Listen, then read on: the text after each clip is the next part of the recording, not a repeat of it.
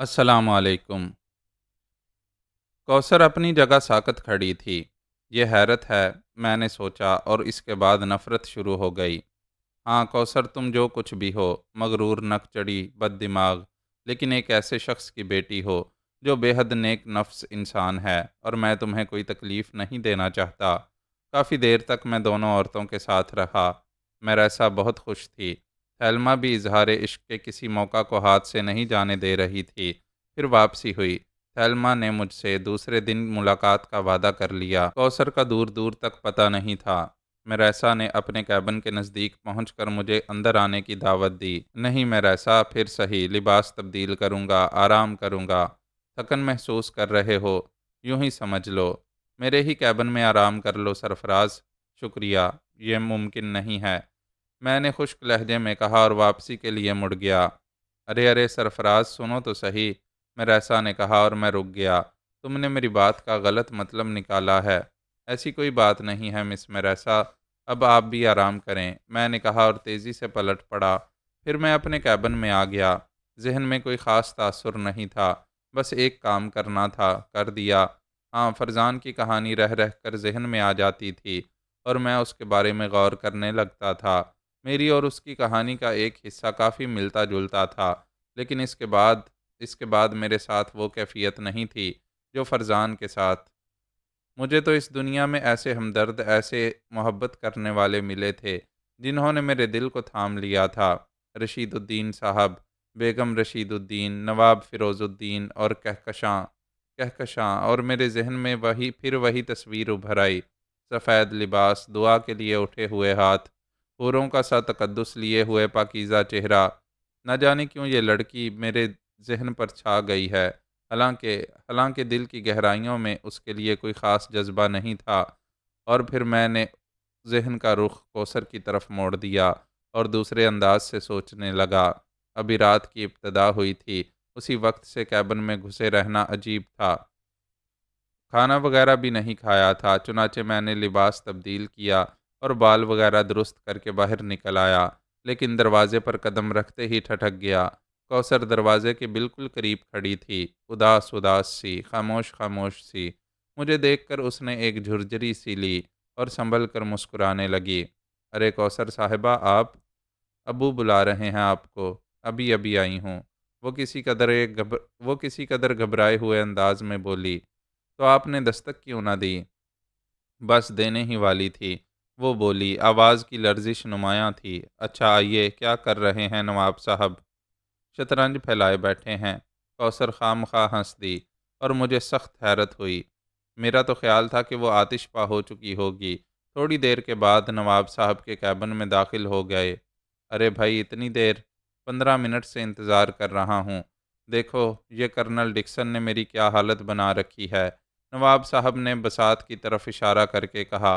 Cabin में बहुत से लोग मौजूद थे और कर्नल डिक्सन और नवाब साहब का खेल देख रहे थे। कर्नल ने नवाब साहब को बुरी तरह से फांस रखा था और जोश में उसने ये बात भी कबूल कर ली थी कि अब नवाब साहब किसी की मदद ले लें, मौत से ना बच सकेंगे, तो नवाब साहब ने मुझे बुला भेजा था। बताओ अब क्या करूं? नवाब साहब बोले। कमाल है नवाब साहब, ये पैदल आगे बढ़ा दें, ख़तरा टल जाएगा, मैंने बसात देख कर कहा, और ख़ुद नवाब साहब का एक पैदल आगे बढ़ा दिया और लोगों के मुंह हैरत से खुले के खुले रह गए। कमाल है, वाकई कमाल है, कर्नल डिक्सन बड़बड़ाया। ये आदमी है या जादूगर? हा हा हा। चलो कर्नल डिक्सन, अब चलो, देखी पैदल की चाल। नवाब साहब बच्चों की तरह कहकहे लगाने लगे। कर्नल डिक्सन की पेशानी की रगें उभर आई थीं। फिर उन्होंने मुस्कुराते हुए मुझे देखा और फिर बोले, साहबजादे, तुमने ना सिर्फ नवाब के बच्चे को ख़तरे से निकाल दिया है, बल्कि मुझे एक और मुसीबत में फंसा दिया है। शतरंज का जादूगर, नवाब साहब ने फिर कहकहा लगाया। मेरा ख्याल है ये बाजी ख़त्म कर दी जाए, अजीब सूरत हाल बन गई है। कर्नल डिक्सन ने कहा, चलो तुम मुसीबत में फंस गए हो तो मैं मान लेता हूँ, हालांकि तुम्हारी शिकस्त पक्की है। बहरहाल चूंकि चाल मेरी नहीं है, इसलिए मैं इसे जारी रखने पर इसरार नहीं करूँगा। और कर्नल डिक्सन ने वसात उलट दी। तमाम लोग दिलचस्प निगाहों से मेरी तरफ देख रहे थे। खास कर कर्नल डिक्सन मुझसे बहुत मुतासिर हुआ था।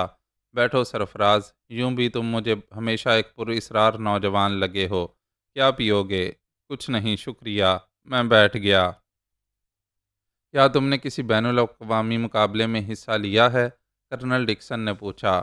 او نہیں، بس یوں ہی، میں نے انکساری سے کہا۔ اس مہم سے واپسی پر میں تمہاری طرف سے چیلنج کروں گا۔ میں نہ کھیل سکوں گا۔ ارے کیوں؟ بس یہ میرا ذاتی شوق ہے، کسی قسم کی نمائش سے ہمیشہ گھبراتا ہوں۔ شہرت، دولت، عزت سب کچھ حاصل کر لو گے، کرنل بولا۔ اس کا خواہش مند ضرور ہوں، لیکن اس طرح نہیں۔ بھائی اس میں حرج کیا ہے؟ نہیں کرنل، تم اسے مجبور نہ کر سکو گے۔ بات صرف شطرنج کی ہوتی تو ٹھیک تھی۔ کون کون سے مقابلے میں حصہ دلاؤ گے اسے؟ نشانہ بازی کا کوئی ماہر ہو تو اس سے مقابلہ کر لے۔ گھڑ سواری پر کسی کو ناز ہو تو سرفراز کے سامنے آ جائے۔ کمال کا انسان ہے، واقعی بڑی متاثر کن شخصیت ہے۔ مجھے اجازت نواب صاحب، میں نے کہا۔ تعریفوں سے بھی گھبراتا ہے، نواب صاحب نے مسکراتے ہوئے کہا، اور دوسرے لوگ ہنسنے لگے۔ کوثر صاحبہ ایک طرف کھڑی محبت پاش نگاہوں سے میری طرف دیکھ رہی تھیں، اور مجھے یہ نگاہیں خوفزدہ کر دیتی تھیں۔ اس وقت کوئی بھی کوثر کے چہرے کی طرف دیکھ لیتا تو اس کی دلی کیفیات کا اندازہ لگا سکتا تھا۔ میں کھڑا ہو گیا اور نواب صاحب بولے، خطرہ ٹل رہا ہے ڈکسن، لگاؤ گے دوسری بازی؟ ہاں ہاں، تم سے تو ہر وقت کھیلنے کو تیار ہوں، کرنل ڈکسن نے کہا، اور میں اجازت لے کر باہر نکل آیا۔ دروازے سے نکلتے ہوئے میں نے کوثر کی آواز سنی تھی، میں بھی جا رہی ہوں ابو، اور پھر وہ میرے عقب میں نکل آئی۔ اخلاقاً مجھے رکنا پڑا۔ کوثر میرے نزدیک آ گئی۔ آئیے کوثر، میں نے کہا، اور وہ میرے قدموں سے قدم ملا کر چلنے لگیں۔ کہیں جا تو نہیں رہی تھیں آپ؟ نہیں، نواب صاحب شطرنج میں پھنس گئے ہیں، نہ جانے کب تک بازی جمی رہے، جب تک میں جا کر بساط نہ چھین لاؤں۔ کوثر مسکراتی ہوئی بولی، اور میں ہنسنے لگا۔ ہم دونوں عرشہ پر پہنچ گئے اور پھر ریلنگ سے ٹک کر سمندر کی لہروں کو دیکھنے لگے۔ جہاز میں اس سے دلچسپ مشغلہ کوئی نہیں ہوتا، ہاں صرف ان کے لیے جو تنہائی پسند ہوں۔ کئی منٹ اسی انداز میں گزر گئے، تب میں نے ہی کوثر کو مخاطب کیا، کوثر صاحبہ، جی، کیا سوچ رہی ہیں آپ؟ سوچ رہی ہوں اس وقت آپ کے ذہن پر گراں تو نہیں گزر رہی، نہ جانے آپ کس موڈ میں ہوں، کوثر نے جواب دیا۔ ارے نہیں، ایسی کوئی بات نہیں ہے کوثر صاحبہ، میں نے جلدی سے کہا۔ کچھ باتیں کرو، کوثر نے کہا۔ ضرور۔ آپ محسوس تو نہیں کریں گی؟ ہرگز نہیں۔ آپ مجھے فریب دینے کی کوشش میں خود کو فریب دینے لگے ہیں؟ جی، میں حیرت سے بولا۔ ہاں سرفراز صاحب، براہ کرم مجھے فریب دینے کی کوشش میں خود کو نہ گرائیے۔ میری نگاہوں میں آپ کی مکمل شخصیت ہے، لیکن دوسرے آپ کو وہ نہیں سمجھ سکتے جو آپ ہیں۔ کوثر پلیز، ذرا صاف الفاظ، میں نے کہا، اور کوثر نے جلتی ہوئی نگاہوں سے مجھے دیکھا، پھر سمندر کی لہروں پر نگاہیں جما کر بولی، میرا ایمان ہے سرفراز صاحب کہ آپ ایک نیک انسان ہیں۔ اوہ، میریسا تھیلما جیسی سینکڑوں لڑکیاں بھی مل کر آپ کو غلط راستے پر نہیں ڈال سکتیں۔ میں آپ کو اچھی طرح جانتی ہوں سرفراز صاحب، آپ کی جوانی آپ کی دسترس میں ہے۔ کہکشاں اور دوسری لڑکیاں آپ کے اس قدر قریب آ سکتی تھیں جتنا آپ چاہتے، لیکن آپ نے ان کی حدود مقرر کر دیں۔ میریسا اور دوسری لڑکیوں کا تو کہنا ہی کیا، لیکن اب آپ مجھے معاف کر دیں۔ اب آپ صرف مجھے غلط راستے پر ڈالنے کے لیے ان عورتوں کی قربت حاصل کر رہے ہیں۔ جھوٹ نہ بولیے سرفراز صاحب، کیا آپ کا دل ان کے ساتھ رقص کرنے کو چاہتا ہے؟ میں ایک بار پھر درخواست کروں گی، للہ جھوٹ نہ بولیے گا۔ اور میری زبان لڑکھڑا گئی، میرا حوصلہ لڑکھڑا گیا۔ میں خاموش کھڑا کوثر کی شکل دیکھتا رہا، اور کوثر کی نگاہوں میں فاتحانہ چمک ابھر آئی۔ میں دعوے کرنے کی عادی نہیں ہوں سرفراز صاحب، میں بڑے بھروسے سے یہ بات کہہ رہی ہوں، آپ اس قسم کے آدمی نہیں ہیں جیسا کہ ظاہر کرنے کی کوشش کر رہے ہیں، اور میں یہ بھی جانتی ہوں کہ یہ صرف اس لیے کیا جا رہا ہے تاکہ میں آپ کو غلط خیال کرنے لگوں۔ بہت دنوں سے پرکھ رہی ہوں آپ کو سرفراز صاحب، لڑکی ضرور ہوں لیکن اتنی احمق بھی نہیں کہ آپ مان لیں گے کہ آپ نے اوپری دل سے ان دونوں کو برداشت کیا ہے۔ کوثر، میں واقعی میں خود کو ہلکان محسوس کرنے لگا۔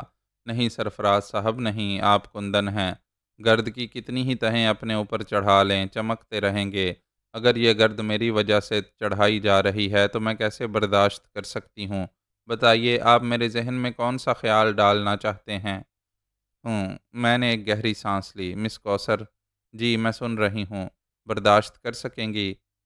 ہاں، کوثر نے بڑے اعتماد سے کہا۔ مس کوثر، آئیے آپ کو ایک نئی کہانی سناؤں۔ ایک شخص بے شمار ایسے افراد میں گرا ہوا ہو جو دولت سے کھیلتے تھے، جو دولت کو بہت بڑی اہمیت دیتے تھے، وہ بھی ان میں سے ایک تھا۔ دولت کی ریل پیل اور نوکروں کی فوج، اعلیٰ زندگی، یہ سب کچھ اسے برا نہیں لگتا تھا، بس وہ لوگ برے لگتے تھے جو دولت کو خدا سمجھتے تھے۔ ان لوگوں سے اس کی کبھی نہیں بنی۔ تب ان سب نے مل کر اس کے خلاف سازش کی۔ وہ اس کے حصے کی دولت ہضم نہیں کرنا چاہتے تھے، صرف یہ چاہتے تھے کہ وہ بھی ان کے ساتھ ان کی مصنوعی باتوں میں شریک ہو جائے، ان کے انداز سے سوچنا شروع کر دے۔ اس نے ان کی سوچ پر کوئی اعتراض نہیں کیا تھا، لیکن وہ اپنی زندگی پر بھی کوئی تسلط نہیں چاہتا تھا۔ اس نے تو اپنی دنیا ہی الگ کر لی تھی، سیر و شکار، مصنوعیت سے دور کی زندگی اسے پسند تھی، لیکن سازش کرنے والوں کو اس کی یہ ادا پسند نہ آئی۔ وہ سوچتے رہے، پھر اس کی بدقسمتی نے ایک اور کھیل شروع کیا۔ اسی خاندان کی ایک حسین ترین لڑکی، اس ماحول کی پروردہ، جس کے بہت سے طالب تھے، جس کے بہت سے شدائی تھے، نہ جانے کیوں اس کو چاہنے لگی۔ وہ جو اس کا طلبگار تھا، وہ جو صاحب اختیار تھا، وہ جو سازشیں کر سکتا تھا، تل ملا اٹھا۔ اس لاؤبالی شخص کو اس نکمے انسان نے ایک اور شکست دی تھی، چنانچہ اس شکست کو اس کا ذہن قبول نہ کر سکا۔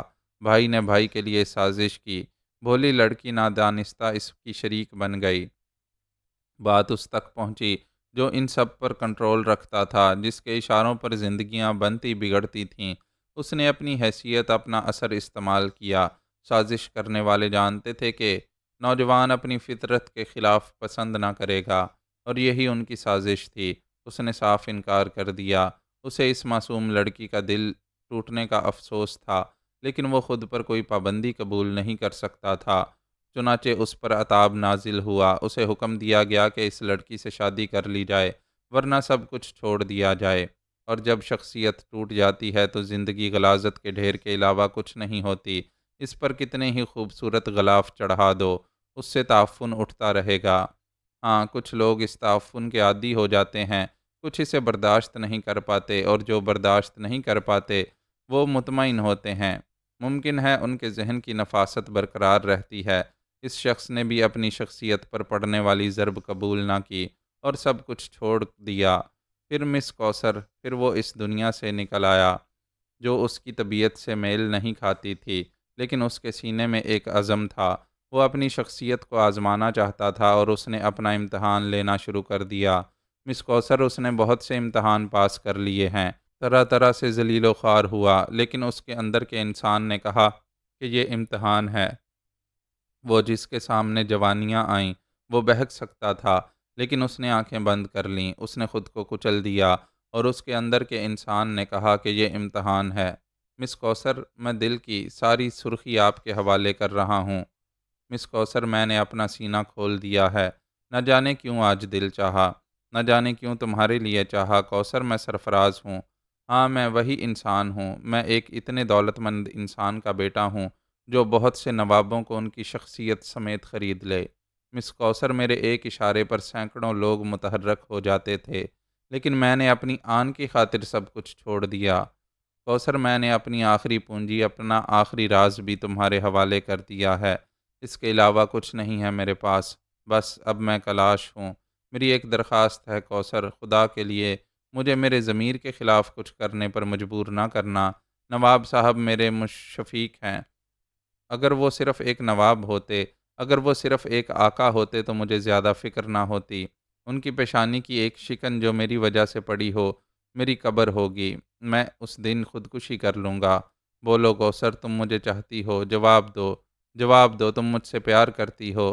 میں نے کوثر کے دونوں شانے پکڑ کر اسے جھنجھوڑا۔ کوثر پتھر کے بت کی مانند ساکت تھی۔ اس کی آنکھیں کھلی ہوئی تھیں، لیکن ان میں روشنی مفقود تھی۔ وہ بے جان نگاہوں سے مجھے دیکھ رہی تھی۔ تم مجھے چاہتی ہو کوثر؟ جواب دو۔ نہ جانے کیوں آواز رند گئی تھی، اور کوثر نے ماحول کی پرواہ کیے بغیر، حالات کا اندازہ کیے بغیر میرا سر اپنے سینے سے لگا لیا، اور پھر وہ آہستہ سے بولی، سرفراز، کیا چاہنا گناہ ہے؟ کیا تم اس تصور کو ذہن سے نکال نہیں سکتی؟ نہیں، کوثر نے مضبوط لہجے میں جواب دیا۔ کوثر، دیوانے نہ بنو سرفراز، خبردار، جو میں نے اب تمہیں ان میں سے کسی لڑکی کے ساتھ دیکھا اچھا نہیں ہوگا۔ تم سے تو میں کچھ نہیں کہوں گی، ان لوگوں کو ذلیل کر دوں گی، ایسا ذلیل کہ یاد رکھیں گی کوثر۔ اور سنو، اس نے میری بات درمیان سے کاٹ دی، میں نے تمہاری بہت بے عزتی کی ہے، میں ایک مشرقی لڑکی ہوں سرفراز، تم اگر مجھے اس بے عزتی کی سزا دینا چاہو گے تو وہ اتنی سخت نہ ہوگی جتنی سخت سزا میں خود کو دے رہی ہوں۔ سنو سرفراز، میں مر جانا پسند کرتی، لیکن اپنے پسندیدہ ترین شخص کے سامنے یہ کہنا پسند نہ کرتی کہ سرفراز میں تمہیں چاہتی ہوں، میں تم سے عشق کرتی ہوں سرفراز، میں تمہیں بے پناہ چاہتی ہوں، میں تمہارے اوپر اپنی حیات کا آخری لمحہ بھی قربان کر سکتی ہوں۔ ہاں سرفراز، تمہارے بعد میں کسی کو نہیں چاہوں گی، تم میری پہلی اور آخری چاہت ہو، لیکن اس چاہت میں کوئی طلب نہیں ہے، تم میرے آئیڈیل ہو سرفراز، تمہاری شخصیت پر مجھے مکمل اعتماد ہے۔ اور سنو، یہ اعتماد اس منزل میں ہے کہ میرے لیے اگر کبھی کسی راستے کی ضرورت پڑی تو تم میرے رہبر ہوگے، میں آنکھیں بند کر کے اس راستے پر چل پڑوں گی کہ میرا رہبر میرا اعتماد ہے۔ کوثر نے مجھے چھوڑا اور تیزی سے ایک طرف چل پڑی، اور اب میری باری تھی، میں ساکت و جامد کھڑا اسے دیکھ رہا تھا۔ کوثر نے مجھے شکست دی تھی، شکست فاش دی تھی، وہ میرا سب کچھ لے گئی تھی، اپنا سب کچھ دے گئی تھی، لیکن اس کے باوجود وہ بہت بھاری رہی تھی، اس کا پلڑا بھاری تھا، اور اب میں اسے کوئی فریب نہیں دے سکتا تھا۔ ذہن عجیب سے احساسات کا شکار تھا۔ در حقیقت میں نے کوثر کو خود سے برگشتہ کرنے کے لیے میریسا اور تھیلما کو گھاس ڈالی تھی، ورنہ دونوں میں سے کوئی مجھے پسند نہیں تھی۔ بہرحال اب اس کی ضرورت نہیں تھی۔ کافی دیر تک میں وہیں کھڑا رہا، پھر اپنے کیبن کی طرف چل پڑا۔ کیبن کا دروازہ کھول کر میں اندر پہنچ گیا۔ کیبن میں ہلکی روشنی تھی، لیکن اس روشنی میں میں نے اپنے بستر پر کسی کو دیکھا اور چونک پڑا۔ میں نے اپنے کیبن میں نگاہ دوڑائی، خیالات میں غلطاں کسی اور کے کیبن میں تو نہیں آ گیا، لیکن کیبن میں میرا سامان موجود تھا، یہ میرا ہی کیبن تھا۔ تب میں نے غور سے اپنے بستر پر لیٹی ہوئی عورت کو دیکھا، وہ تھیلما تھی۔ تم؟ میں نے خشک لہجے میں کہا۔ ڈارلنگ، تھیلما کی آواز مخمور تھی، یہاں کیا کر رہی ہو؟ میں چور نہیں ہوں سرفراز، تم مجھ سے اس طرح سوالات کر رہے ہو جیسے میں یہاں سے کچھ چرانے آئی ہوں۔ تھیلما نے مسکراتے ہوئے کہا، مسز جناتھن، براہ کرم اٹھ جائیے۔ ارے کیسی باتیں کر رہے ہو سرفراز، میں تو بڑی مشکل سے مسٹر جناتھن کو دھوکہ دے کر آئی ہوں۔ کس لیے مسز جناتھن؟ تھیلما کہو میری جان۔ آپ کس لیے آئی ہیں میڈم تھیلما؟ صرف تمہارے لیے، تمہاری کشش مجھے یہاں لے آئی ہے۔ تھیلما اٹھ کر بستر پر بیٹھ گئی، اس کا لباس بھی قابل اعتراض تھا۔ مسز جناتھن، آپ کا قصور نہیں ہے، آپ کا معاشرہ ہی ایسا ہے، آپ کے ہاں اس بے حیائی کی کوئی اہمیت نہیں ہے، لیکن معاف کیجئے، میں مشرق کی نمائندگی کرتا ہوں، میں ایک مشرقی نوجوان ہوں، ہمارے ہاں جنس اتنی ارزاں نہیں ہے، ہمارے ہاں کی عورت اتنی گری ہوئی نہیں ہوتی جتنی آپ، اور میں ایک مشرقی نوجوان، میں آپ کو حکم دیتا ہوں کہ اپنی ناپاک آرزوؤں کو لے کر یہاں سے نکل جائیں۔ سرفراز، تم میری انسلٹ کر رہے ہو۔ ابھی نہیں مسز جناتھن، لیکن ہاں، اس کی ضرورت نہیں سرفراز۔ دروازے سے آواز آئی اور میں اچھل پڑا۔ یہ آواز کوثر کی تھی، اس کے پیچھے مسٹر جناتھن موجود تھے۔ میں ان دونوں کو حیرانی سے دیکھنے لگا۔ میڈم تھیلما، ہماری ذمہ داری نہیں، مسٹر جناتھن کی ہیں۔ مسٹر جناتھن، سنبھالیے انہیں۔ تم تھیلما غصے سے کھڑی ہو گئی۔ ہاں، مسٹر جناتھن کو میں بلا کر لائی ہوں۔ تم کمینی ذلیل، تم! تھیلما غصیلے انداز میں کوثر کی طرف بڑھی، لیکن دوسرے لمحے میں نے عقب سے اس کی گردن پکڑ لی۔ میں نے اس کا رخ دروازے کی طرف کیا اور زور سے دھکا دے دیا۔ مسز جناتھن کے منہ سے چیخ نکل گئی، وہ گرنے لگی تھی، لیکن جناتھن نے اسے بازوؤں پر روک لیا، اور پھر وہ اس کی کمر تھپ تھپاتا ہوا بولا، چلو ڈارلنگ، آؤ چلیں۔ تھیلما نے خونی نگاہوں سے کوثر کو دیکھا اور پھر دانت پیستی ہوئی باہر نکل گئی۔ مسٹر جناتھن اس کے پیچھے نکل گئے۔ تب کوثر نے مسکراتے ہوئے میری طرف دیکھا۔ آئی ایم سوری سرفراز، میں اتفاق سے تمہارے کیبن کے سامنے سے گزرتے ہوئے اندر کی آوازیں سن لی تھیں، اور اب تو مجھے اس کا حق حاصل ہے۔ خدا حافظ، آرام سے سو جاؤ، میں تمہاری نگرانی کروں گی۔ کوثر نے اس مضحکہ خیز انداز میں کہا کہ مجھے ہنسی آ گئی۔ خدا حافظ، وہ بولی اور دروازے سے باہر نکل گئی۔ میں نے گہری سانس لی اور کیبن کا دروازہ مضبوطی سے بند کر کے بستر پر آ گیا۔ عجیب پوزیشن ہو گئی تھی۔ بستر پر لیٹنے کے بعد ایک اور خیال میرے ذہن میں آیا۔ تھیلما عورت ہے، ناقص العقل۔ اس نے جس انداز میں کوثر کو دیکھا تھا، اس میں بڑا زہر تھا۔ کہیں وہ کوثر کو نقصان پہنچانے کی کوشش نہ کرے، اس کا امکان موجود تھا۔ بہرحال نگاہ رکھنا پڑے گی۔ آج رات تو جناتھن اسے سنبھال لے گا۔ بہرحال خاصے دلچسپ واقعات سے گزرنا پڑ رہا تھا۔ میری خواہش تھی کہ جلد از جلد یہ سفر ختم ہو جائے۔ نہ جانے جہاز کب تک چلتا رہے گا۔ رات کے کسی حصے میں مجھے نیند آ گئی۔ دوسرے دن حالات معمول پر تھے۔ لڑکیاں دھوپ میں ایک جگہ کھڑی تھیں۔ کوثر اور میرسا کسی بات پر ہنس رہی تھیں۔ میں تیار ہو کر نکل آیا۔ تب مجھے معلوم ہوا کہ جہاز بندرگاہ کے قریب پہنچ رہا ہے۔ گویا ہماری منزل آ گئی تھی۔ میں بھی ایک طرف جا کھڑا ہوا۔ تب کوثر میری طرف بڑھی اور اس کے پیچھے ہی میرسا بھی چل پڑی۔ دوسری لڑکیاں بھی ہماری طرف ہی متوجہ تھیں۔ ہیلو مسٹر سرفراز، کوثر کے عقب سے میرسا نے کہا۔ ہیلو، میں نے اخلاقاً کہا۔ کوثر ایک گہری سانس لے کر رک گئی تھی۔ رات کیسی گزری؟ میرسا نے پوچھا۔ بہت بھیانک مس میرسا، میں نے جواب دیا۔ ارے کیوں؟ میرسا کوثر سے آگے بڑھ آئی۔ بڑے ڈراؤنے خواب دیکھے۔ اوہو کیا؟ میرسا کا بس نہیں چل رہا تھا کہ میری گردن میں لٹک جائے۔ اسی وقت نواب فیروز الدین ہمارے نزدیک پہنچ گئے۔ ان کے ساتھ کرنل ڈکسن اور دوسرے لوگ بھی تھے۔ ہماری گفتگو ختم ہو گئی۔ Hello young man, colonel Dixon نے مسکراتے ہوئے کہا۔ ہیلو کرنل، میں نے بھی مسکراتے ہوئے کہا۔ تمہیں دیکھ کر میرے ذہن میں عجیب سے تاثرات ابھرتے ہیں۔ مثلاً؟ نواب صاحب نے دلچسپی سے پوچھا۔ بس مشرق کی پراسرار داستانیں، بہت سی کہانیاں ہیں جن کے مرکزی کردار بڑے پراسرار ہوتے ہیں۔ یہ نوجوان مجھے ایسا ہی کوئی کردار معلوم ہوتا ہے۔ تمہاری نظر میں یہی نہیں بھائی، خود اپنی بھی یہی کیفیت ہے۔ ہم بھی آج تک سرفراز کی حقیقت نہیں سمجھ پائے۔ نواب فیروز الدین نے گہری سانس لے کر کہا اور میں مسکرانے لگا۔ بھلا میں ان لوگوں کی باتوں کا کیا جواب دیتا جو مجھے زبردستی پراسرار بنانے پر تلے ہوئے تھے؟ دوسرے لوگ بھی اسی طرف آ گئے تھے۔ بہت سے سوالات میرے ذہن میں کلبلا رہے تھے۔ میں سفر کے پورے پروگرام سے آگاہ ہونا چاہتا تھا، لیکن بہرحال نواب صاحب نے مجھے بہت منہ لگا لیا تھا۔ لیکن میں حدود سے آگے نکلنا پسند نہیں کرتا تھا۔ جہاز بندرگاہ سے قریب ہوتا جا رہا تھا اور اس کے عملے کی باغ دوڑ جاری تھی۔ بہرحال وہ ڈیک سے جا لگا اور مسافروں کے اترنے کا بندوبست کیا جانے لگا۔ یہاں بھی کوثر نے بڑی اپنائیت کا ثبوت دیا تھا۔ اس نے بڑی بے تکلفی سے میرے بازو کا سہارا لے رکھا تھا اور میرسا کی کینہ توز نگاہیں بار بار اسے گھور رہی تھیں۔ مس کوثر، میں نے اسے مخاطب کیا۔ ہوں، بڑی مضبوطی سے پکڑ رکھا ہے آپ نے میرا بازو۔ بڑے اعتماد سے کہو سرفراز، کوثر آہستہ سے بولی۔ شکریہ۔ نہیں، بالکل نہیں۔ مس میرسا کو دیکھنا پسند کریں گی مس کوثر؟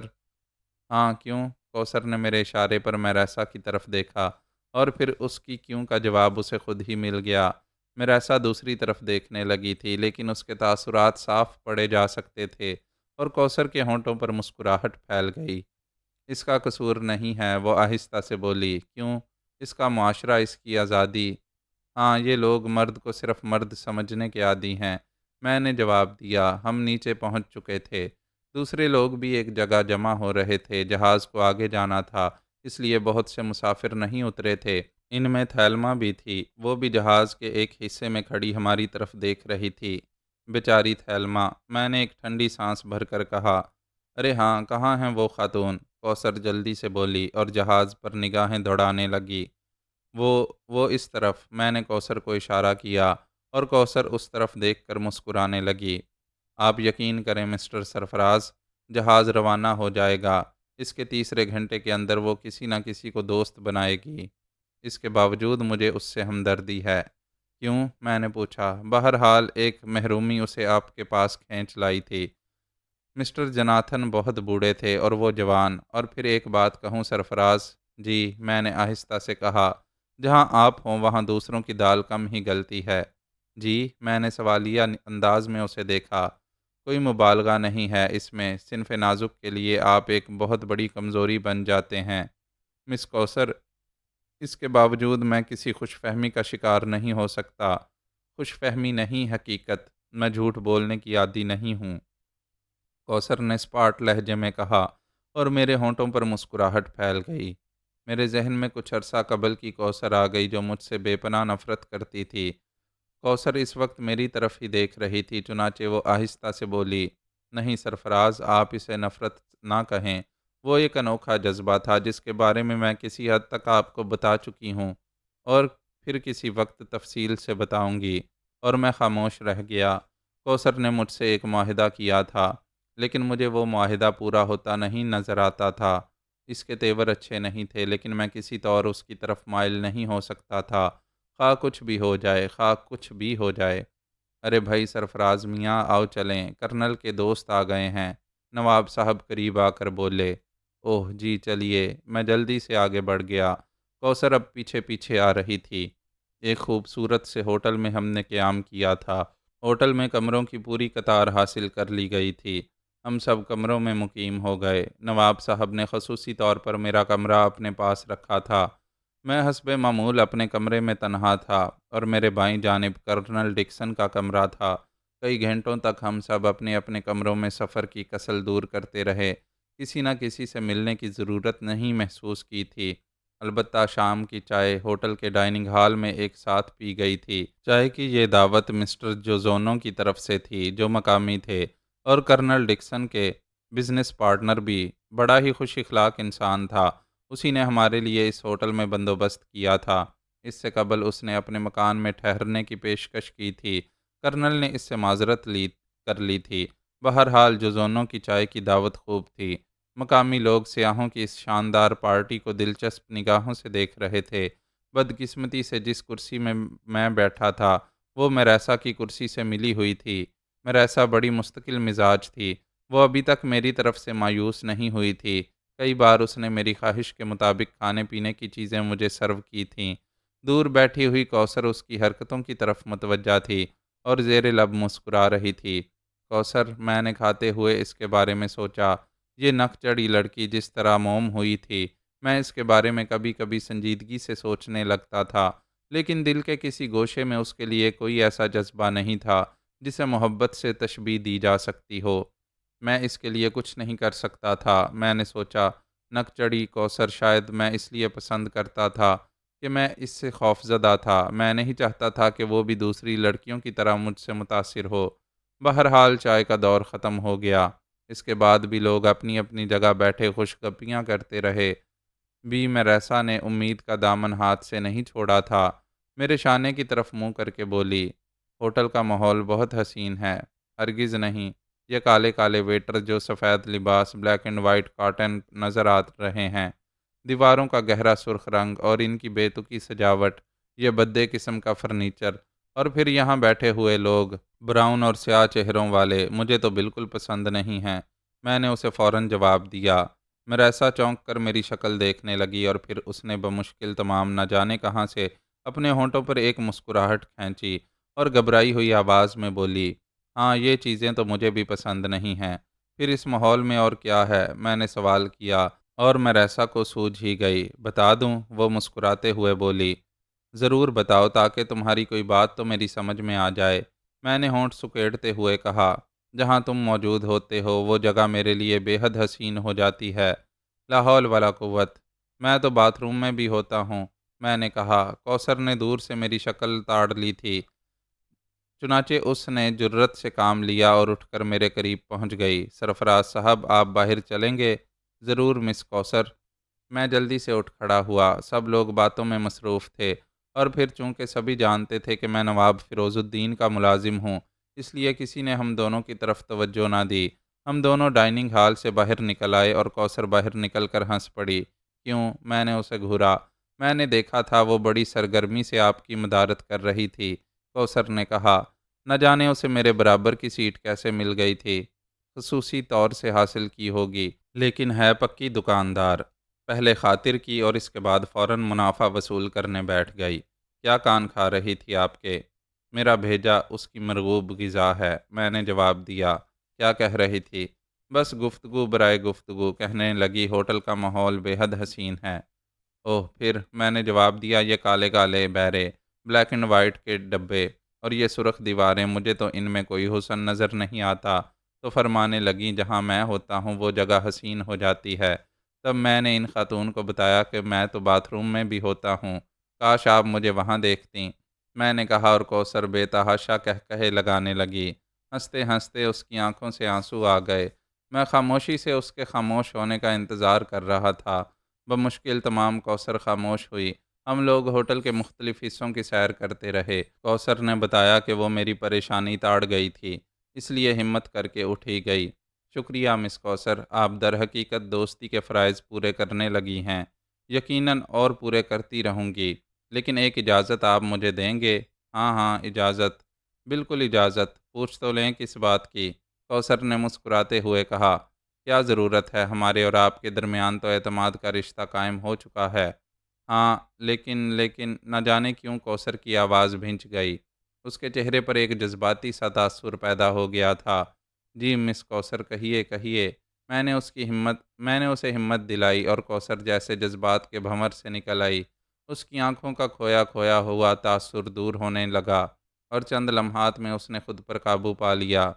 کیا کیا کہا تھا میں نے؟ وہ بے خیالی کے انداز میں بولی۔ سوتے نہیں دوست، جاگتے رہو اور جاگ کر زندگی دیکھو، میں نے آہستہ سے کہا اور کوثر عجیب سی نگاہوں سے میری شکل دیکھنے لگی۔ میرے الفاظ نے اسے پھر خاموش کر دیا تھا۔ اس کے بعد کئی منٹ تک وہ خاموش رہی اور ہم آہستہ آہستہ آگے بڑھتے رہے۔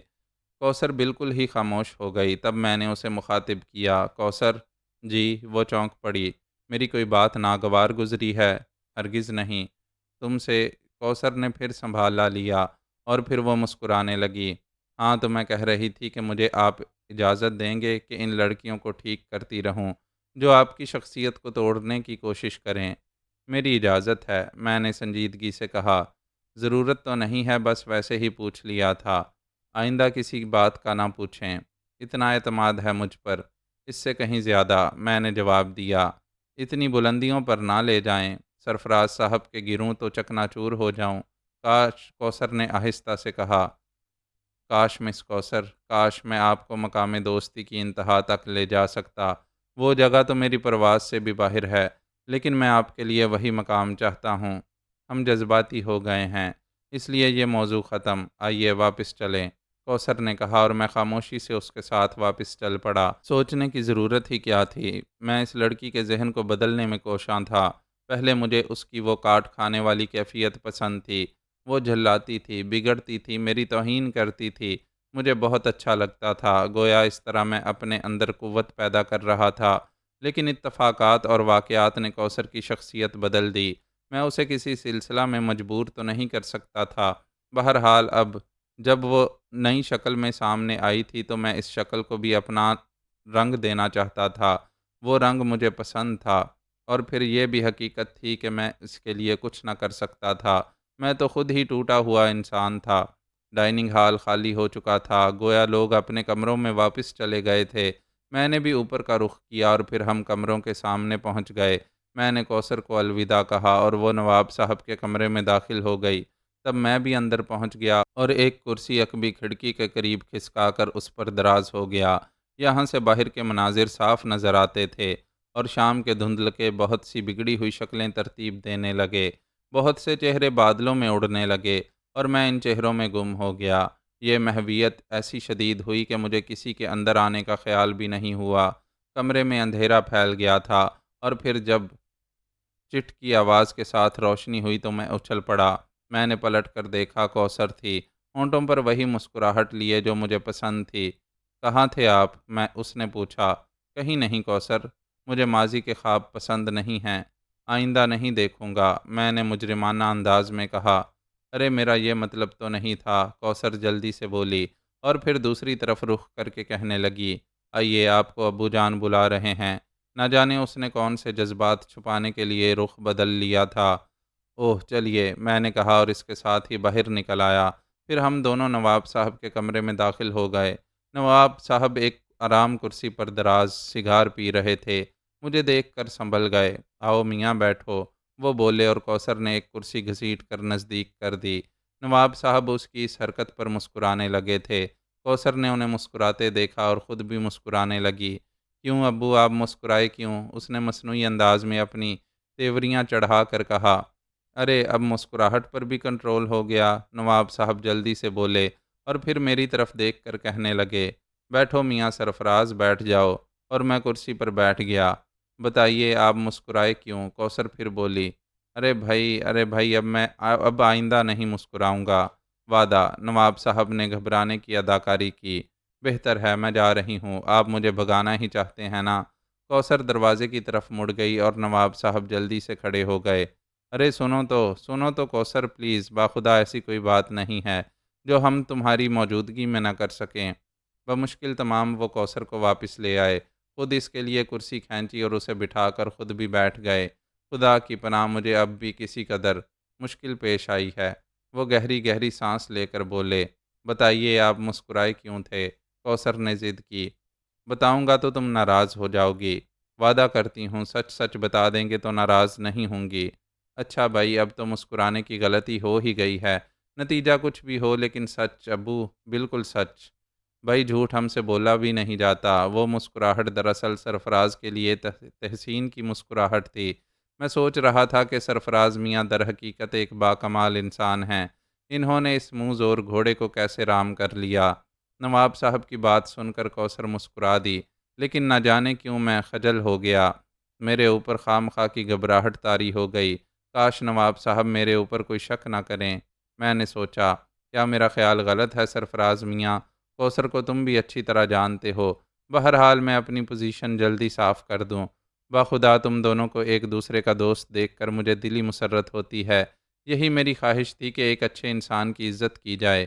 بہرحال یہ میری خواہش کی تکمیل نہیں، بلکہ خود سرفراز کی عظمت نے یہ ماحول پیدا کیا ہے۔ اور کوثر مسکراتی رہی۔ تو یہ غلطی ہوئی تھی مجھ سے، بس معافی۔ اور کوثر ہنس پڑی۔ میں خاموش بیٹھا تھا۔ تب نواب صاحب میری طرف مخاطب ہوئے، سرفراز بیٹے، سارے حالات میں تمہارے علم میں لا چکا ہوں، لیکن تمہاری طرف سے ابھی ان معاملات پر کوئی تبصرہ نہیں ہوا۔ مجھے تشویش ہے۔ میں کیا تبصرہ کروں گا نواب صاحب، جبکہ تمہیں کرنا چاہیے؟ میں نہیں سمجھ سکا۔ بھائی اس مہم کے بارے میں تمہاری کیا رائے ہے؟ وہی جو آپ کی نواب صاحب۔ اوہو نہیں بھائی، سمجھنے کی کوشش کرو سرفراز، میرا مطلب کچھ اور ہے۔ براہ کرم مجھے اس سلسلہ میں کچھ سمجھائیں، میں نے سنجیدگی سے کہا۔ دراصل سرفراز، سب سے پہلی بات تو یہ کہ تم نے ایسی کسی مہم میں حصہ نہیں لیا ہے۔ درست ہے، انسانی فطرتوں کا تجزیہ تو کیا ہوگا تم نے کسی حد تک۔ کیا تمہارے خیال میں گیری مین جیسے لوگوں کی کمی ہے؟ اوہ، میں نے بغور نواب صاحب کی شکل دیکھی۔ بڑے تجربے کی بات کر رہا ہوں بیٹے، دولت ایسی شے ہے کہ بھائی بھائی کی جان کا دشمن بن جاتا ہے۔ یہ ایسا طلسم ہے جو انسان کی ساری سوجھ بوجھ چھین لیتا ہے۔ چنانچہ میں تم سے اس موضوع پر گفتگو کرنا چاہتا ہوں۔ میں سن رہا ہوں نواب صاحب۔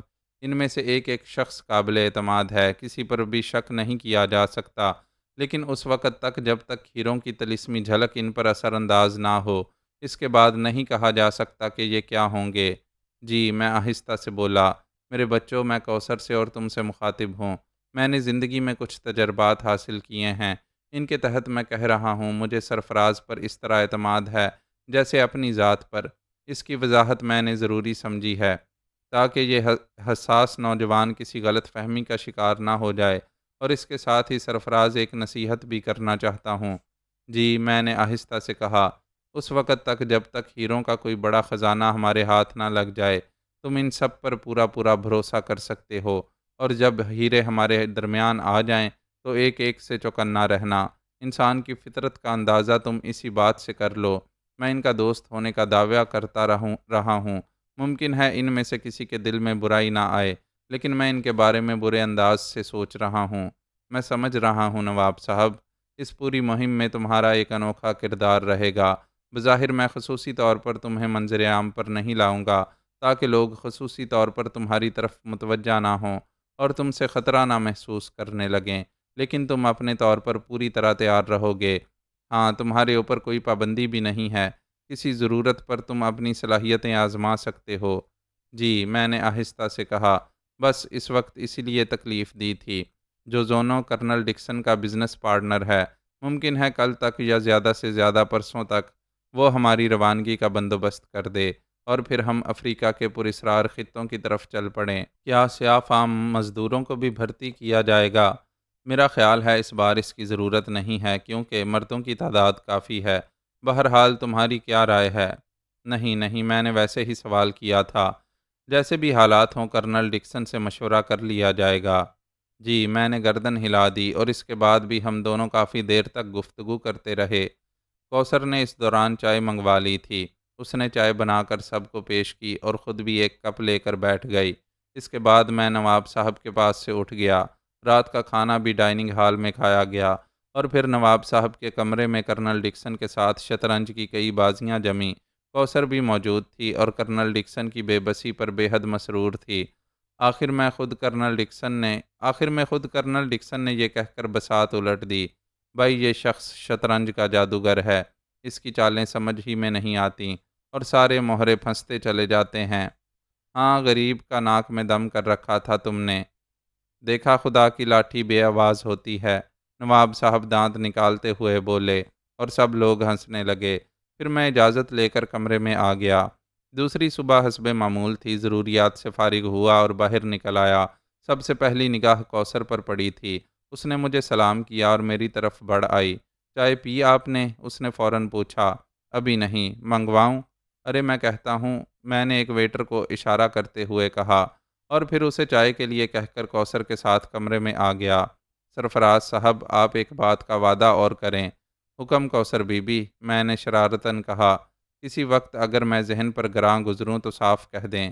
کیا مطلب؟ میں حیرت سے بولا۔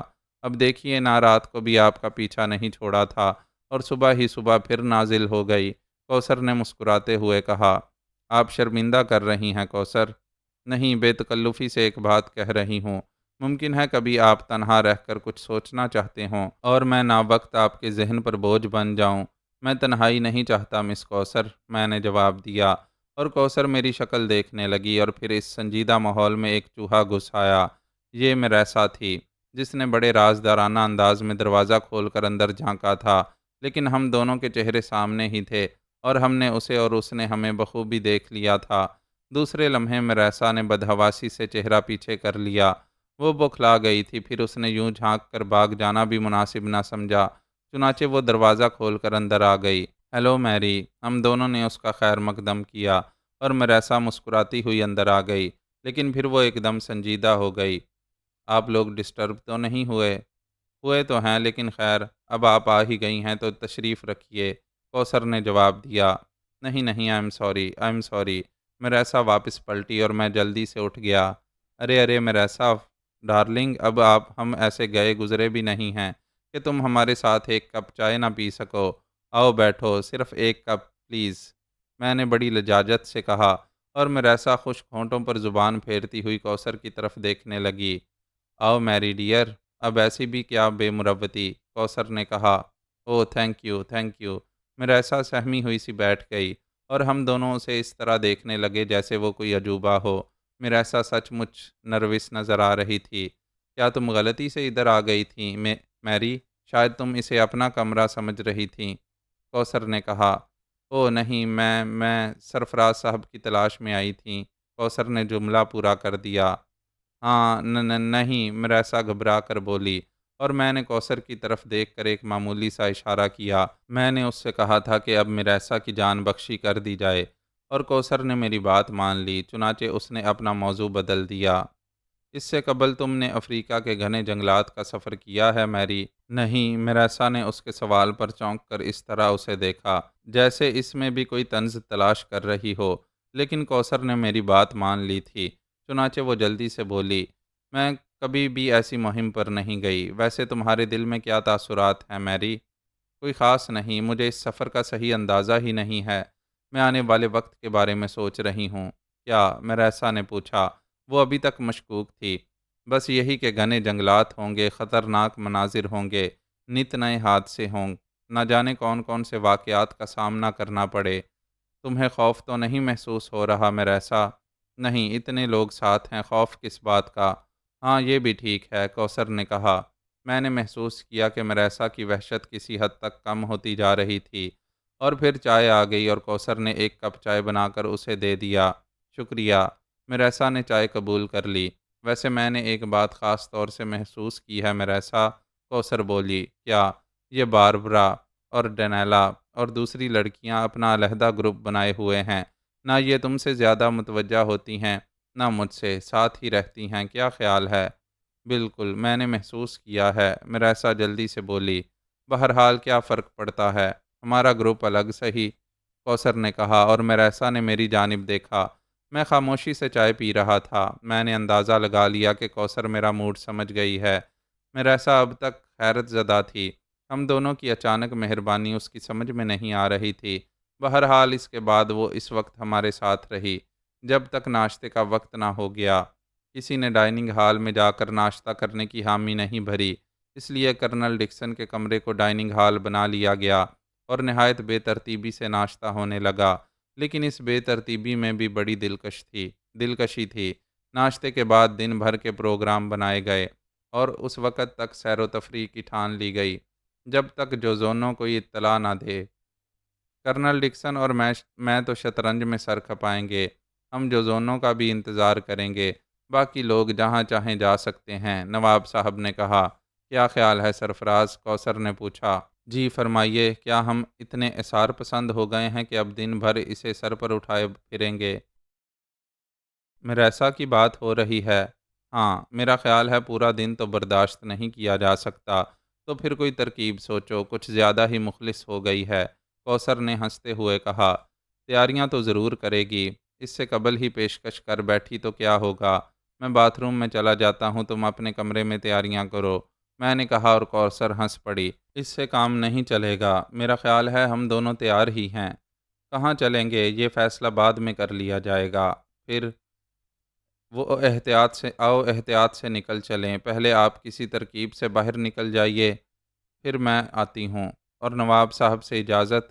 بعد میں بات ہو جائے گی، وہ اب شطرنج میں سر کھپائیں گے تو کچھ یاد نہ رہے گا، کوثر نے کہا، اور میں نے الجھے ہوئے انداز میں گردن ہلا دی۔ بہرحال پھر یہی کیا گیا اور میں خاموشی سے باہر نکل آیا۔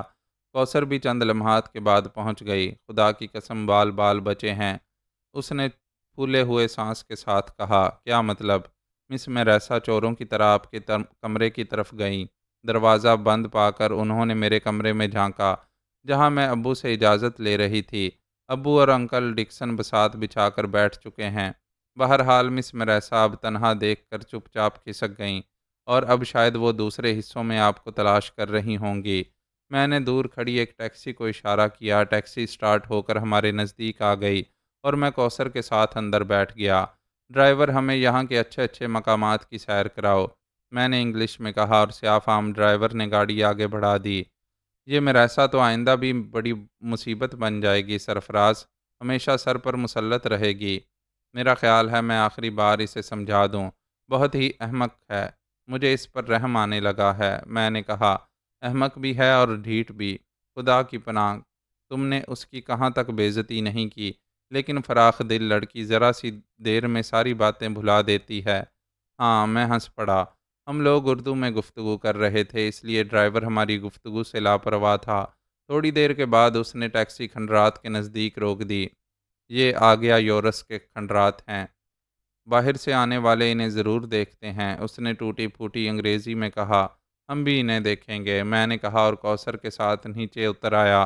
ہم نے پراسرار کھنڈرات دیکھے اور کافی دیر تک ان کی سیر کرتے رہے، پھر وہاں سے نکل آئے۔ ڈرائیور کے رحم و کرم پر وہ جہاں جہاں گھماتا رہا، گھومتے رہے۔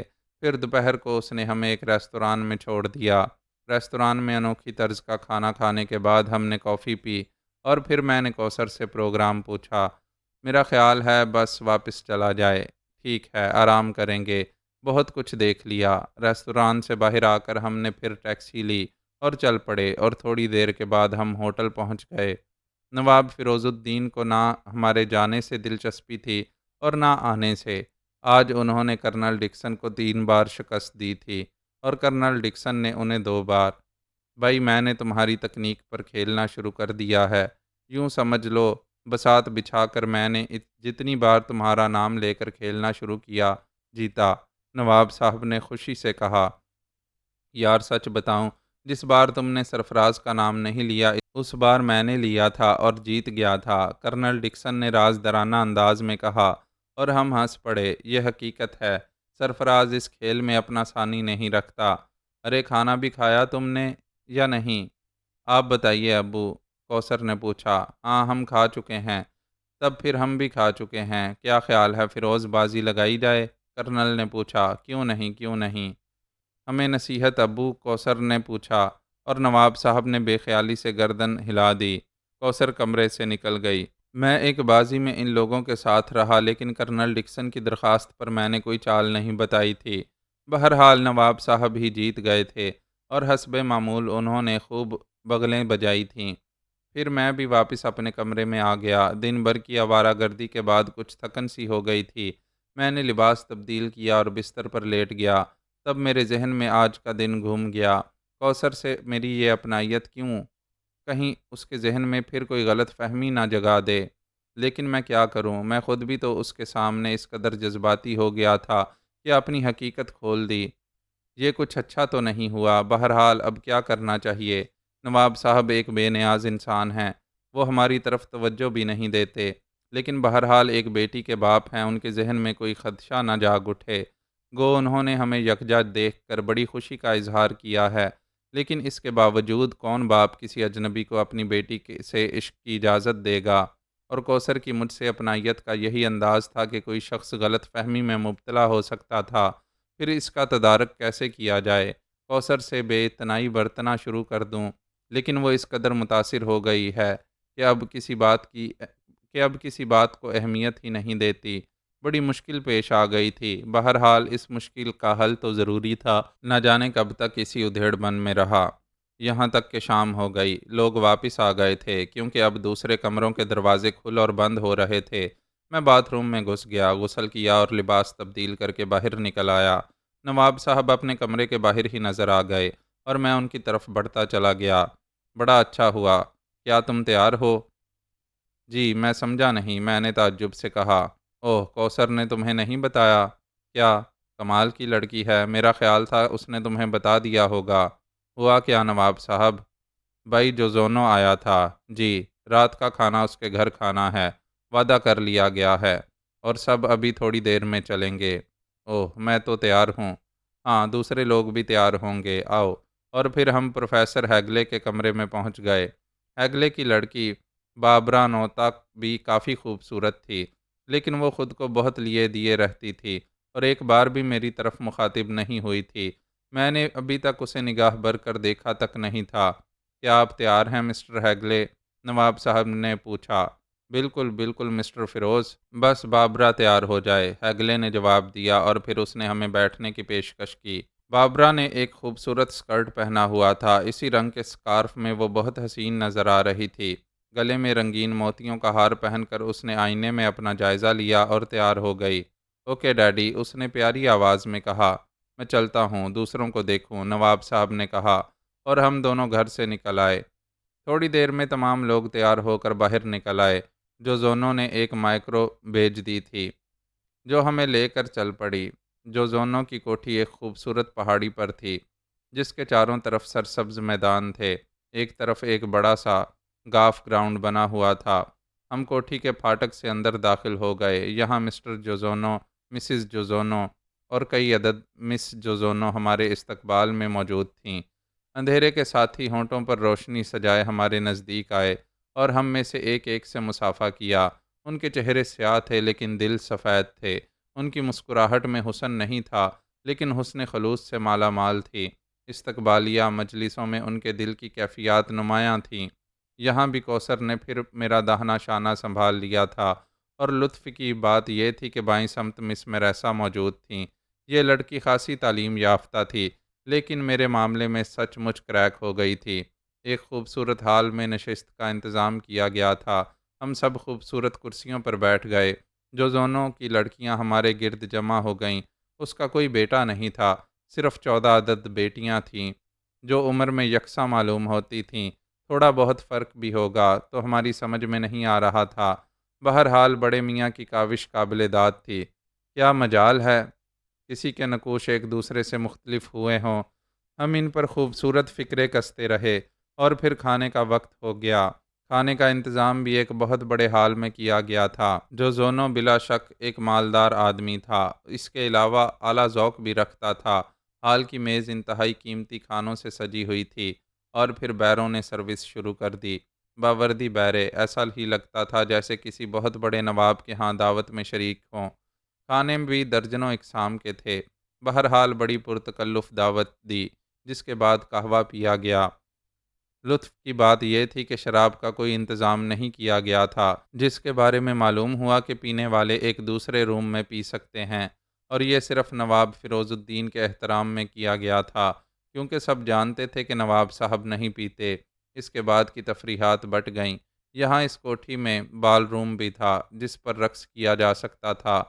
کیا بھی گیا۔ اس میں مسٹر جوزونو کی لڑکیاں پیش تھیں۔ مسٹر ڈیوڈ نے کوثر کو رقص کی پیشکش کی، لیکن کوثر اسے گھور کر رہ گئی۔ ڈیوڈ ہکا بکا اس کی شکل دیکھتا رہ گیا تھا۔ پلیز، اس نے سوال کا جواب چاہا۔ سوری مسٹر ڈیوڈ، مس فیروز رقص نہیں کرتیں۔ کیا حرج ہے مس فیروز؟ ڈیوڈ بھی میریسا کا بھائی معلوم ہوتا تھا۔ میری ذہنی حالت ٹھیک نہیں ہے مسٹر ڈیوڈ۔ ابھی پچھلے دنوں کی بات ہے، ایک شخص نے مجھ سے رقص کی درخواست کی تھی۔ میں نے پاؤں سے جوتا اتار کر اتنے لگائے کہ اس کی شکل بگڑ گئی۔ اس وقت بھی میرا دل یہی چاہ رہا ہے، کوثر نے اوپری ہونٹ بھینچ کر کہا، اور ڈیوڈ پیچھے ہٹ گیا۔ مائی گوڈنس، عجیب بات ہے۔ اور پھر وہ مزید کچھ کہے بغیر آگے بڑھ گیا۔ سمجھدار آدمی ہے، کوثر نے کہا اور ہنس پڑی۔ ان کے کلچر میں یہی ہے۔ آپ کا موڈ نہیں بن رہا مسٹر سرفراز؟ کوثر نے مسکراتے ہوئے کہا۔ بن تو رہا ہے، لیکن آپ کی وجہ سے تکلف کر رہا ہوں۔ او نہیں، خدا کی قسم، کیا حرج ہے اگر آپ… سنیے، میرا خیال ہے آپ میری وجہ سے زیادہ تکلف نہ کیا کریں۔ میں نے آپ کو رقص کرتے ہوئے دیکھا ہے۔ واقعی؟ میں نے کوثر کی طرف دیکھا۔ ہاں ہاں، کوثر نے اس انداز میں کہا جیسے اسے یقین ہو کہ میں رقص پیش کروں گا۔ لیکن اس وقت میرے پروگرام کی ایک کڑی میرے ہاتھ میں آ گئی تھی، چنانچہ میں آگے بڑھ گیا۔ مسٹر جوزونو کی ایک صاحبزادی میری طرف بڑھیں اور میں نے انہیں خوش آمدید کہا۔ گداز بدن کی لڑکی تھی، چہرے کو نظر انداز کر دیا جاتا تو جسمانی طور پر اس پوری ٹیم میں اس سے حسین لڑکی نہیں تھی۔ یہ بات میں نے بخوبی محسوس کی تھی۔ بہرحال میں ان کی دنیا کا انسان نہیں تھا، اس لیے اس کے بدن کی جاذبیت مجھے متاثر نہ کر سکی۔ میرے بدن میں اترتے ہی میریسا نے بھی اعلان جنگ کر دیا۔ وہ ڈیوڈ کے ساتھ رقص کر رہی تھیں۔ مدھم موسیقی کا ریکارڈ بج رہا تھا، اور پھر پہلا راؤنڈ ختم ہوا تو تالیاں گونج اٹھیں۔ میریسا تیر کی طرح میری طرف لپکی۔ دوسرے راؤنڈ کے لیے اس نے کہا، پلیز۔ میں نے ایک گہری سانس لی اور پھر نگاہ اٹھا کر دیکھا تو کوثر غائب تھی۔ نہ جانے کیوں ہلکا سا دکھ ہوا، لیکن یہ ضروری تھا۔ کوثر نے راستہ دوسرا اختیار کیا تھا، لیکن اس کا اختتام بھی وہی ہوتا تھا جہاں سے مجھے خدشہ تھا۔ چنانچہ ایک فیصلہ ہو ہی جائے تو بہتر ہے، اور میں نے دوسرا راؤنڈ میریسا کے ساتھ اور تیسرا ڈاکٹر میکارڈ کی لڑکی جوائنا کے ساتھ ناچا، اور پھر بال روم سے نکل آیا۔ دوسرے ہال میں میٹنگ ہو رہی تھی، جو زونوں انتظامات کی تفصیل بتا رہا تھا۔ نواب فیروز الدین موجود تھے، لیکن کوثر ان کے پاس موجود نہ تھی۔ ظاہر ہے کہیں لمبی نہ گئی ہوگی۔ تب پھر آؤ جوزونو، دیکھ لیں، کرنل ڈکسن نے کہا۔ بالکل، میری بھی خواہش ہے کرنل، جوزونو نے کہا۔ آؤ۔ پھر اس وسیع کوٹھی کے عقب میں آئے۔ یہاں کے انتظامات دیکھ کر میں نے پلکیں جھپکائیں۔ 2 بڑے ٹرالر اور 3 لینڈ روورز تھیں۔ بالکل نہیں، ایک چھوٹی باسکٹ وین تھی۔ بندوقیں تھیں، کارتوس تھے، کلہاڑی، چاقو، غرض ایک عظیم الشان مہم کے سارے لوازمات موجود تھے۔ ٹرالر میں کچن تھا، گیس کے بہت بڑے سلنڈر فکس تھے، اور الماریوں میں کھانے کے خشک سامان کے ڈبے وافر مقدار میں چنے ہوئے تھے۔ خیمے بھی تھے، غرض یہ کسی چیز کی کمی نہیں تھی۔ ونڈرفل جوزونو، تم نے تو بڑے زبردست انتظامات کر ڈالے، کرنل ڈکسن نے تعریفی انداز میں کہا۔ 2 باسکٹ اور منگوائی ہیں، صبح کو پہنچ جائیں گی۔ اس کے علاوہ میں نے 4 آدمیوں کا بندوبست کیا ہے، جو بہترین گائیڈ ہوں گے، بہترین لڑاکے ہوں گے، اور اعلیٰ پائے کے کھانے پکانے والے۔ اوہو جوزونو، بلا شبہ یہ ہماری توقع سے کہیں زیادہ ہے، کرنل ڈکسن نے کہا۔ سفر کا لطف آ جائے گا مسٹر ڈکسن، میری خواہش ہے کہ آپ کو کوئی تکلیف نہ ہو۔ بہت بہت شکریہ، کرنل ڈکسن نے کہا۔ بہرحال طے ہو گیا کہ دوسرے دن ہم افریقہ کے پراسرار جنگلات میں داخل ہو جائیں گے۔ ساری تیاریاں مکمل ہو چکی تھیں۔ رات گئے ہوٹل واپس آئے۔ یہاں پر کافی کے ساتھ ایک میٹنگ ہوئی، جس میں مزید امور طے کیے گئے، اور پھر سونے کی تیاریاں ہونے لگیں۔ دوسری صبح سب لوگ جاگ گئے تھے۔ 9 بجے ناشتے سے فراغت ہو گئی۔ خاص بات یہ تھی کہ بھی کوثر ابھی تک نظر نہیں آئی تھیں۔ تھوڑی دیر کے لیے دل میں ایک عجیب سا احساس رہا اور اس کے بعد میں پھر سکون سے ہو گیا۔ لیکن 9:30 بجے وہ آ گئیں۔ چہرے پر ہلکی سی کبیدگی صاف پڑی جا سکتی تھی، لیکن بہرحال اسے دھونے کی بھرپور کوشش کی گئی تھی۔ ناشتہ کر لیا آپ نے؟ جی۔ اور آپ نے مس کوثر؟ میں نے بھی کر لیا، کوثر نے جواب دیا۔ آئیے بیٹھیے، میں نے کہا۔ آپ نے سفر کی تیاریاں دیکھیں؟ ہاں، مناسب ہیں میرے خیال میں، یقیناً۔ آپ کے خیال میں سفر کیسا رہے گا سرفراز صاحب؟ بے حد دلچسپ، میں نے وثوق سے جواب دیا۔ کیسے کہہ سکتے ہیں آپ، جب کہ آپ نے اس سے قبل بہت سے کام میں نے اس سے قبل نہیں کیے مس کوثر، لیکن ہم ان کے بارے میں اندازہ تو کر سکتے ہیں، میں نے معذرت کرتے ہوئے جواب دیا۔ ہاں، یہ تو ٹھیک ہے، کوثر نے آہستہ سے کہا۔ وہ کچھ کھوئی کھوئی سی تھی، بہرحال اس کی کیفیت درست نہیں تھی۔ کافی دیر تک وہ میرے پاس بیٹھی رہی، لیکن اندازہ ہوتا تھا کہ ذہنی طور پر حاضر نہیں ہے۔ اس کے دل میں کوئی کدورت ہے، لیکن اس کا اظہار نہیں کر پا رہی، اور اس کی ضرورت بھی نہیں تھی، میں سمجھتا تھا۔ پھر نواب صاحب نے آواز دی اور وہ کچھ کہے بغیر اٹھ کر باہر نکل گئی۔ کاش تم پہلے کی مس کوثر بن جاؤ، میں نے سوچا، حالانکہ یہ اب مشکل ہی نظر آتا تھا۔ لیکن بہرحال کوثر صاحبہ، ہم دونوں کے درمیان بہت فاصلہ ہے، اور یہ فاصلہ برقرار رہے گا۔ ہمیشہ ہمیشہ آپ اسے عبور کرنے کی کوشش نہ کریں، تھک جائیں گی، پیچھے رہ جائیں گی، کہیں اس سفر میں منزل نہ گم کر بیٹھیں۔ معزز ناظرین و سامعین، لائک، کمنٹس اور شیئر ضرور کریں، شکریہ۔